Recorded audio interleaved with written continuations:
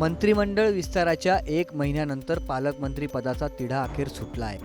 भाजपच्या वाट्याला 19, शिंदेंच्या वाट्याला 9 तर अजित पवारांच्या राष्ट्रवादीला 8 पालकमंत्री पदं मिळाली आहेत. पालकमंत्री पदाचा तिढा सोडवताना मुख्यमंत्री आणि उपमुख्यमंत्र्यांना तारेवरची कसरत करावी लागल्याचं सांगण्यात येतंय. पदे कमी आणि इच्छुक जास्त अशी परिस्थिती असताना अखेर अनेक मातब्बरांना यात धक्का बसला आहे. पालकमंत्रीपद वाटपात काही नवीन चेहऱ्यांची वर्णी लागली आहे, तर काही मातब्बरांना धक्का बसला आहे. या व्हिडिओतून पालकमंत्री वाटपात नेमकं कुणाकुणाचा गेम झाला आहे याचा सविस्तर आढावा या व्हिडिओतून घेणार आहोत.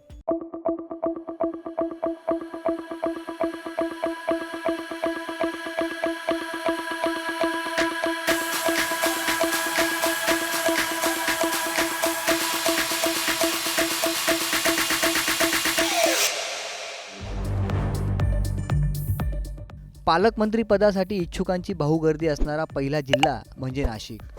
नाशिक जिल्ह्याच्या पालकमंत्री पदावर भाजपच्या गिरीश महाजनांची वर्णी लागली आहे. महाजनांपूर्वी नाशिकच्या पालकमंत्री पदाची जबाबदारी शिवसेनेच्या दादा भुसेंवर होती.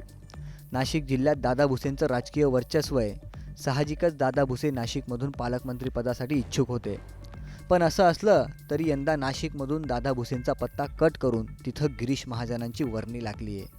नाशिक जिल्ह्यात शिवसेनेचा वाढणारा प्रभाव कमी करण्यासाठी भाजपने ही खेळी केली आहे का, असे प्रश्न यावरून विचारले जात आहेत. यानंतर पालकमंत्री पदात चर्चेत राहिलेला दुसरा नंबर रायगडचा लागतो.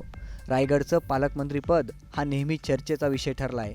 शिवसेनेचे भरत गोगावले आणि राष्ट्रवादीच्या आदिती तटकरे यांच्यात पालकमंत्री पदावरून रस्सीखेच झाल्याचं अनेकदा समोर आलं आहे. भरत गोगावलेंनी तशी इच्छाही व्यक्त केली होती, पण त्यांच्या जागी आदिती तटकरेंवर रायगडच्या पालकमंत्रीपदाची जबाबदारी सोपवण्यात आली आहे. बीड जिल्हा हा पालकमंत्री पदावरून सर्वाधिक चर्चेत राहिलेला जिल्हा आहे. सरपंच संतोष देशमुख हत्याकांडामुळे बीडचा पालकमंत्री कोण होणार याकडे सगळ्यांचं लक्ष लागलं होतं. सरपंच संतोष देशमुख हत्या प्रकरणात वाल्मिक कराडवर मुख्य आरोपी असल्याचे गंभीर आरोप झालेत. वाल्मिक कराडवरून विरोधकांनी थेट धनंजय मुंडेंना टार्गेट केलं. बीडमधील सर्वपक्षीय नेत्यांनी धनंजय मुंडेंच्या पालकमंत्रीपदाला विरोध केला होता. या सगळ्या प्रकरणामुळे बीडमध्ये धनंजय मुंडेंचा गेम झाल्याचं बोललं जाते. चंद्रकांत पाटील आणि अजित पवार यांच्यात पुण्याच्या पालकमंत्रीपदावरून अनेकदा सुप्त संघर्ष झाल्याचं पाहायला मिळालंय. पुण्याचे पालकमंत्री होण्याची इच्छा असणाऱ्या चंद्रकांत दादांना यावेळी अजितदादांमुळे सांगलीचं पालकमंत्रीपद मिळालंय, तर अजित पवारांना बीडसहित पुण्याचं पालकमंत्रीपद मिळालंय.